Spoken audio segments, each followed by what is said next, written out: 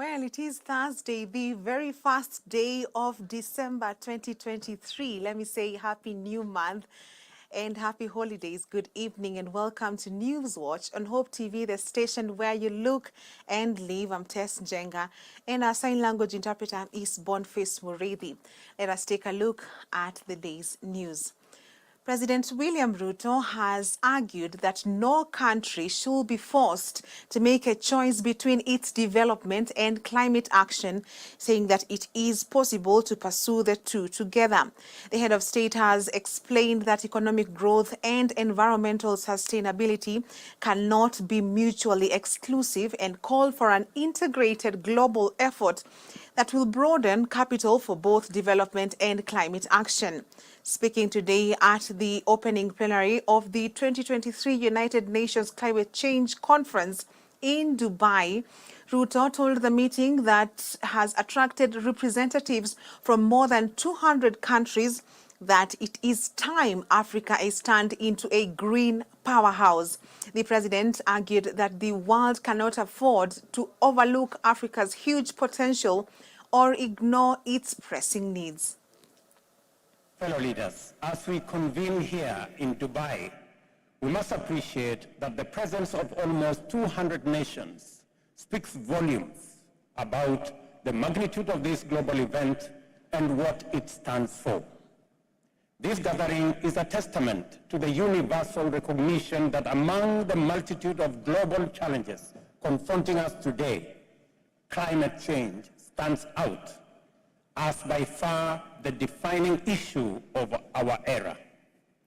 COP28 underscores our shared commitment to confront with unwavering resolve a challenge that transcends borders, impacts every facet of human existence and well-being, and demands a concerted global response as a matter of grave urgency. Our mission for this COP is clear: to foster radical cooperation that steers the world firmly back onto a 1.5 degrees Celsius ceiling. Equally critical, we are here to affirm our commitment to provide robust support to those of us who have contributed least to climate change, yet bear its most catastrophic impacts. As Africa, we are ready to play our part in full. The Nairobi Declaration, which we adopted at the conclusion of the first Africa Climate Summit, set out the vision and pathway for Africa to be a vital part of the global solution to the existential climate challenge we face. Turning Africa into a green powerhouse is not just essential for the continent, it is also vital for global industrialization, decarbonization. Going forward, clear, actionable roadmaps for implementations are required. In turn, this call for a unified global effort to mobilize the necessary capital for both development and climate action. To echo the consensus projected at the Paris Summit, we must establish a new global financing pact which ensures that no country is ever forced to choose between its development aspirations and necessary climate action. Fundamentally, this is a call for an integrated approach where economic growth and developmental sustainability are not mutually exclusive, but are pursued in tandem for the greater global good. Well, from Dubai back into the country, Azimio principal Raila Odinga has condemned the demolition of houses in Kakamega County to pave way for the affordable housing program. Speaking during ODM leaders and stakeholders engagement in Kakamega County today, the ODM leader said that they do not support the program. He added that the act is interfering with people's lives, noting that some are already established in their homes. We condemn in the strongest terms possible this act of the national government destroying people's houses under the guise that they want to come up and put up what they call the affordable housing. Bishop Amala does not need a house. He already has a very, very luxurious residential house. He did not ask anybody to come and build a house for him.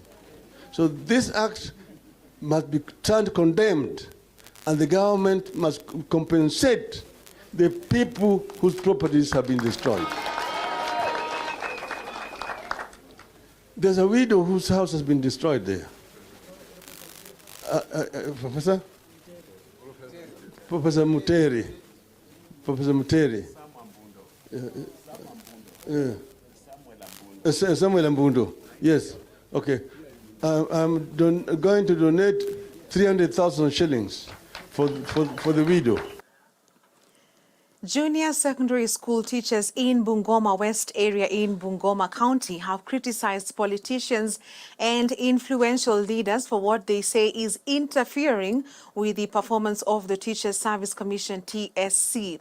Speaking after holding demonstrations to the offices of education in Sirisia, led by the chairman of KUPPET, Bungoma County, David Barasa, they accused the government of discrimination. They have vowed not to sign the contracts awarded to them as recommended by President William Ruto. Next year, tuko na darasa mbili. We want to tell the government that this thing is not working in juniors, in primary schools. We want this junior school to go to secondary school. Another thing is that they are going to employ more intern teachers. We know that. That 17,000, we are asking you, TSC, that 17,000 is not enough. You're posting us to schools that are far from where we come from. How are we supposed to travel to those schools? How are we supposed to pay accommodation in those villages? How are we supposed to take care of our meals in those schools that are so God-forsaken? Serikali imechitia hamnazo. Sasa tumekuja kuambia graduates ambao wamechukuliwa kwa junior school on internship are not ready anymore to continue to give cheap labor to this economy. Waachiriwe, mambo ni matatu. Waachiriwe on P&P, yes. Waachiriwe on P&P, yes. Ama waachiriwe on P&P. Yes. Comrades power. Comrades power. And we do hope that their grievances shall be addressed. Now to the world, or rather observation of the World AIDS Day. In observation of World AIDS Day, the AIDS Healthcare Foundation Kenya has voiced deep concerns regarding the escalating number of HIV infections among adolescents and young people in the country.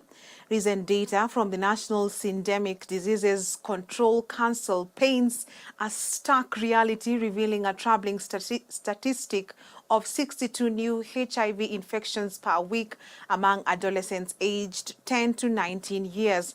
The intersection of risks faced by adolescents encompassing new HIV infections, unintended pregnancies, and exposure to sexual and gender-based violence presents a complex scenario of vulnerabilities in this age group. AHF Kenya is advocating for comprehensive strategies that encompass sexual health education, access to reproductive health services, HIV transmission prevention, and initiatives combating gender-based violence. Many people criticizing even the laws that are now in place, the acts. I want to be categorical. In the Social Health Authority, we have no limitations, we have no exclusions. Whether a child is born with a congenital disease, they will be covered under the Social Health Authority. Haijalishi uko na ugonjwa upi,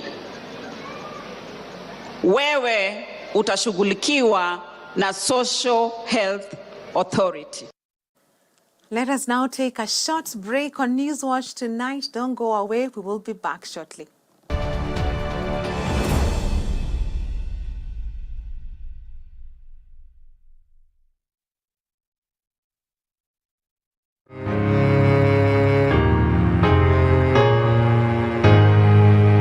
My best part about being a Hope FM listener was Hope Through the Night. My radio was always on at night, just worshiping and getting the sermons on the top of every hour. And it really made me stronger, a stronger worshiper. It made me a stronger worshiper. My best part about being a Hope FM staff has to be treasure hunt with the boys and girls every Saturday morning, being Auntie Rhoda. Oh, I just loved teaching the children. There's a child who wrote in her composition, she was writing about her family, and she wrote one of her aunties is Auntie Rhoda. I was so happy because I'd never met her, but they knew me as their auntie, and just teaching them in the ways of the Lord. So I really thank God for every moment I spent at Hope FM, and even for now, being impacted as a listener.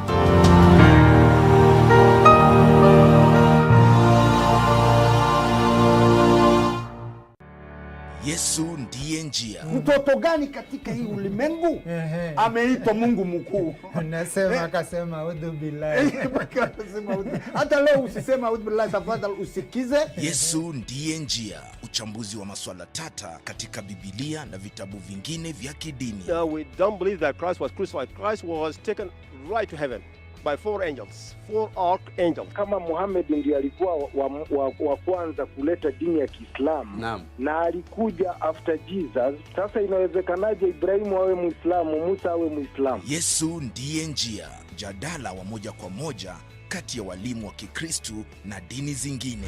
Wanasema Mwenyezi Mungu ana mtoto. Jambo hilo wanasema mmeleta jambo ambalo linachukiza. Siri ya Mungu ambaye Mungu amejidhihirisha katika mili. Hii yote ni ukafiri. Mmefanya makosa makubwa sana kusema kwamba Isa ibn Maryam ni Mungu wa pili na Allah ambaye ameumba mbingu na ardhi mkasema ni Mungu wa tatu. Yesu ndiye njia. Jumamosi kuanzia saa 1:30 jioni kwenye runinga uipendayo ya Hope TV.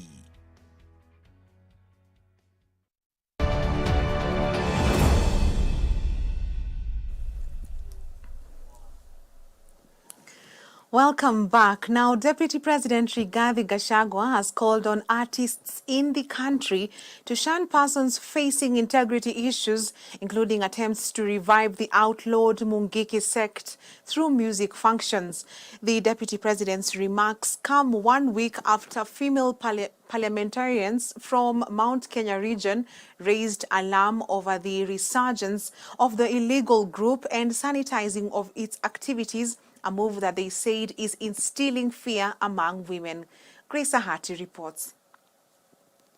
In a bid to halt the resurgence of outlawed criminal groups in the country through music functions, Deputy President Rigathi Gachagua has called on artists to shun persons facing integrity issues, including attempts to revive the outlawed Mungiki sect. Speaking in Nairobi during the launch of Samido Foundation, the Deputy President stated that persons associated with the outlawed group are trying to return to the public through events organized by artists and hijacking the functions to address crowds. However, the DP recently warned that the attempt to revive the Mungiki sect will be met with decisive action, as he recalled that at its peak, the outlawed group was known for extortion of business persons, defilement and killings. I want to plead with our artists, be very careful.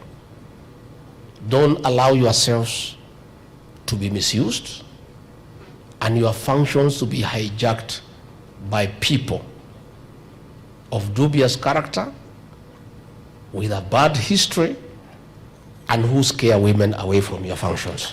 Gachagua further encouraged talented people to take their talents as a business, noting that the government has rolled out plans to commercialize talents through the Talanta Hela initiative. In our Kenya Kwanza plan, we have 5 pillars, and one of them is the digital superhighway and the creative economy. We want talent to be a source of income.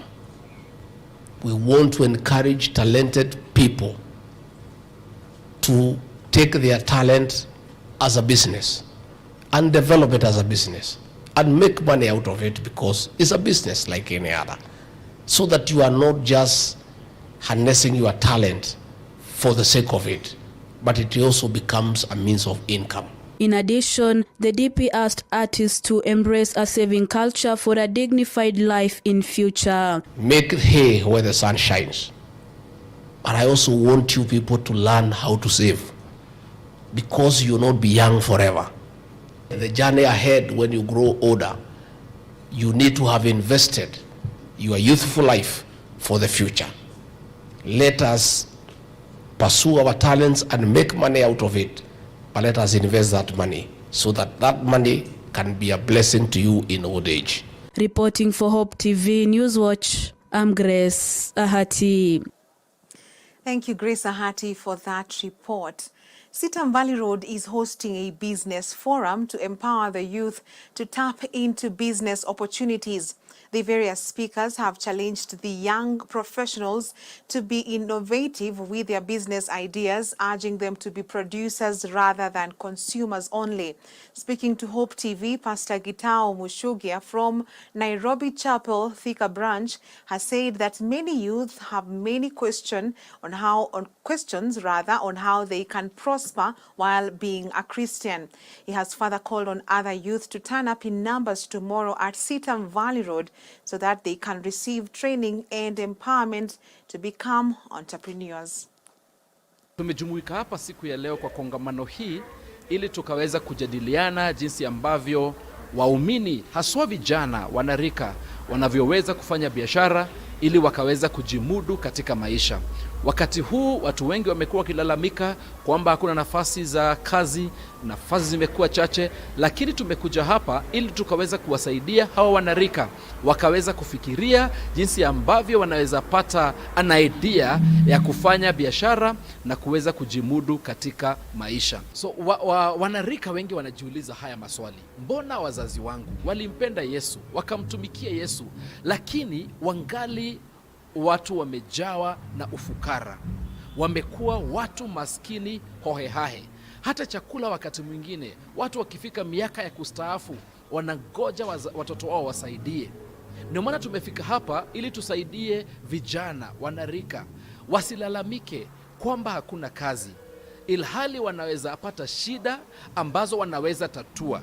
Ukitatua shida unapata biashara yako. Na ndio maana tumejumuika hapa tukaweza kuwasaidia wanarika wakafikiria tofauti, wakaona maisha tofauti, ili maisha yakawa tofauti siku ya leo na hata siku za usoni. Kwa hivyo kesho asubuhi tunaendelea na kongamano hii hapa Sitam Valley Road saa 3 asubuhi mpaka saa 7. Tutakuwa na wakati wa kusikiliza, wakati wa kufunzwa, wakati wa kujadiliana na wakati wa kuona zile shida ambazo ziko na ambazo tunaweza tatua katika maisha. Kwa hivyo kesho ni Jumamosi, watu wengi hawaendi kazini. Tafadhali njoo asubuhi na mapema saa 3 asubuhi tukaweza kusoma mengi.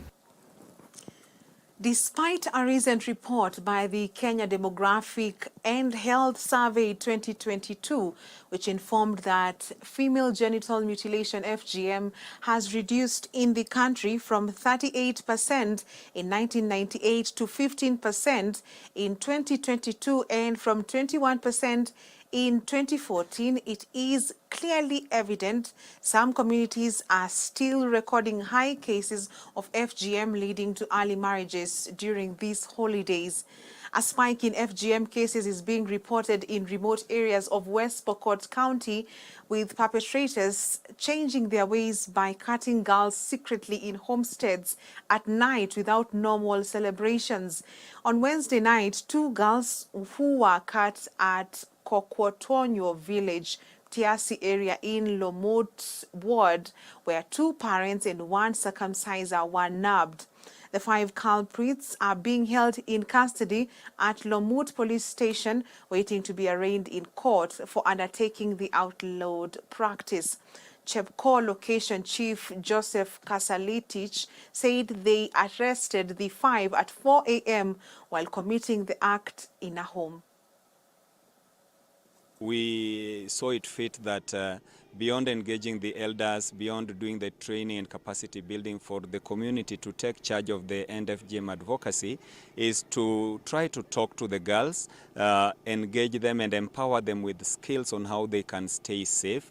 We know that this is a very long holiday period. The schools have been closed until January next year, and normally it is during the December holidays that girls undergo circumcision. Tumeona eneo hili la Chepkokol ama Cheptulel kwa ujumla kwamba ukeketaji bado uko juu sana, na tukiangalia sehemu zingine haswa mahali ninatoka kama Ortum, Patiche, Pareria, ukeketaji umeweza kupunguka.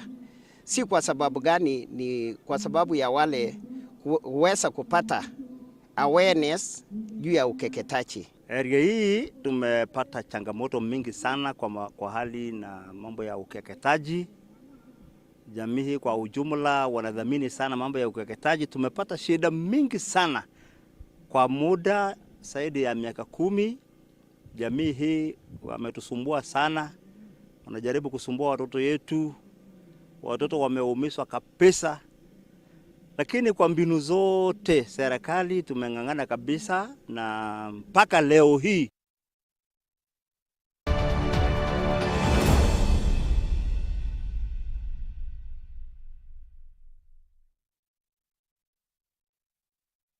It's finally here. The breakfast show that will kickstart your morning with a message of hope, coupled up with wholesome music, and of course, captivating conversations that matter to you. We shall touch on topics on law, relationships, the Christian walk, and in addition, we will also be keeping you up to date with news and all the trending topics. Join me, Beatrice Watare, and me, George Gishuru, every Monday to Friday from 7 a.m. to 9 a.m.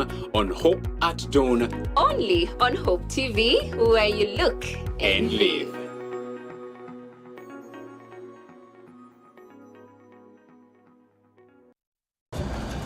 Je, ushawahi kuweka jambo kwenye mizani? Ushawahi kupata uzito wake? Haya basi, usitapetape zaidi. Naomba unigande, maana mizani ipo hapa kwa ajili yako. Vyakula na mbegu za kitamaduni na kutuliza fikra na kukuwezesha kupima masuala ibuka katika jamii,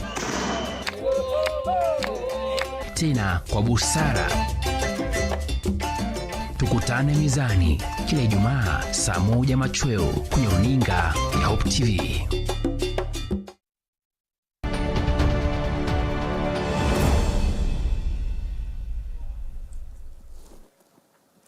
Welcome back. Now in business, Equity Group Holdings PLC, that is also known as EGH, has successfully completed the acquisition of Kogibanki PLC, marking a significant milestone in its regional expansion strategy. The acquisition follows the fulfillment of conditions precedent to the acquisition, including regulatory and corporate approvals, and was completed on November 30th, 2023. EGH now holds 198,250 shares, representing 99.1250% of the issued share capital of Kogibanki, officially making it its subsidiary.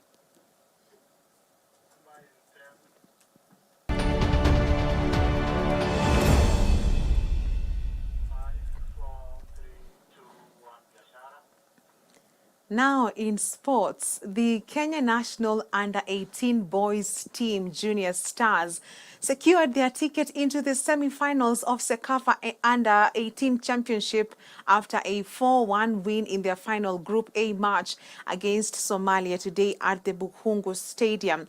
Junior Stars finished top of Group A with 9 points, 10 goals scored and only 1 conceded, while Rwanda secured the second position in a match against Sudan where they won 3-0. Both teams now await the results of the final Group B matches scheduled for Saturday, that is tomorrow, to determine their semi-final opponents.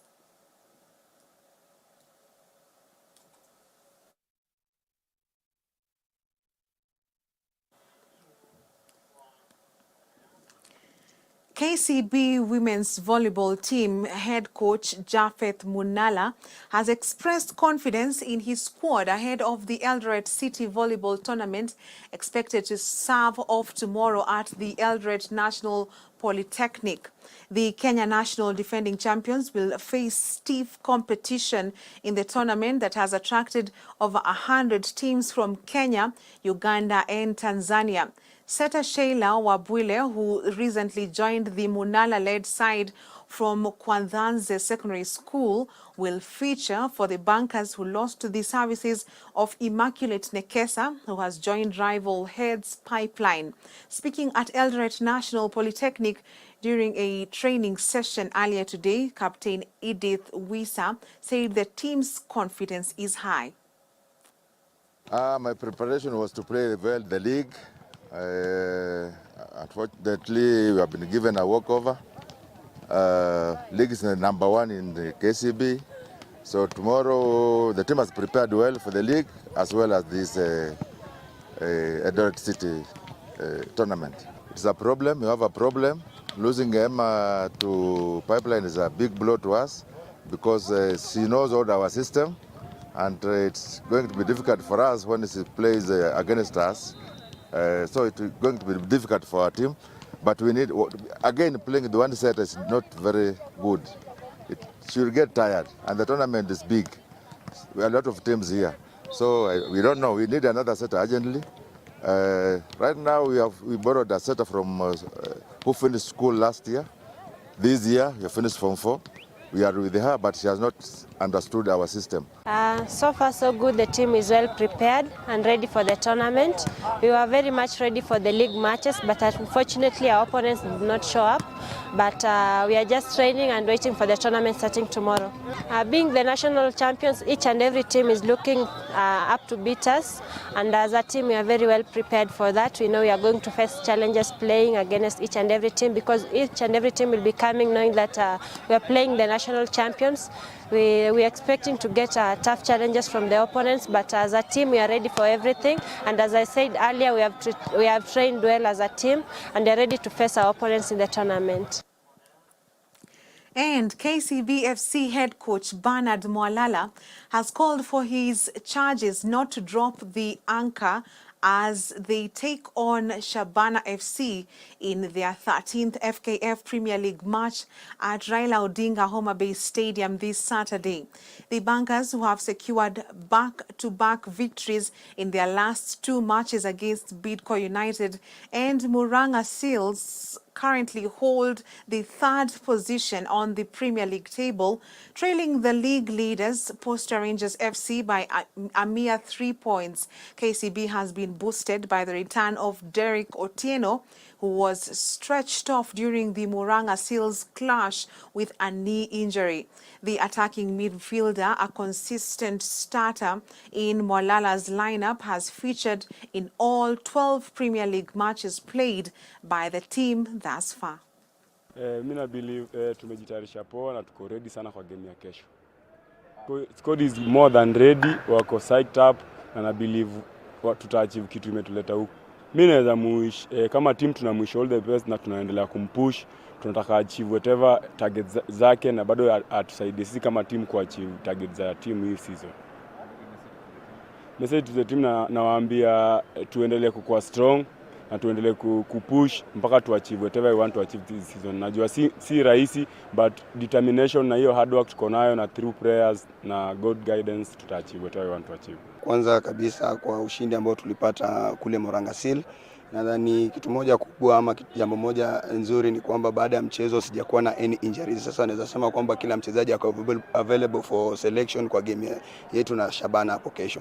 Nadhani katika hizi mechi ambazo tumekuwa tukicheza, away record imekuwa nzuri, na nadhani natakana tu tuendeleshe hiyo performance ambayo tulitumia katika mchezo zetu zote ambazo tumecheza nje ya nyumbani. Nadhani sasa hivi ukiangalia vizuri mchezaji kama Cairo anafanya vizuri sana, na ningesema kitu ambacho ningependa sana afanye ni hiyo consistency, kwa sababu nadhani katika kila mchezo anapata zaidi ya nafasi 3, so nataka clinical kidogo. Sasa hivi kuna national team ambao mimi nadhani akiendelea kufanya anaweza pata call up anytime. Kikosi kyote kiko tayari kwenye selection, so nadhani ni kurudisha tu performance. Kama tuwezi kuongeza ile performance ambayo tuliifanya juzi katika mchezo wa Muranga Seal, then tusipunguze, kila mchezaji arudie ile performance ambayo alikuwa nayo ama jaribu kuongeza kidogo. Well, we have come to the end of Newswatch tonight. On behalf of the whole team, thank you for watching. I'm Tess Njenga and our sign language interpreter is Boniface Mureithi. Have a good night.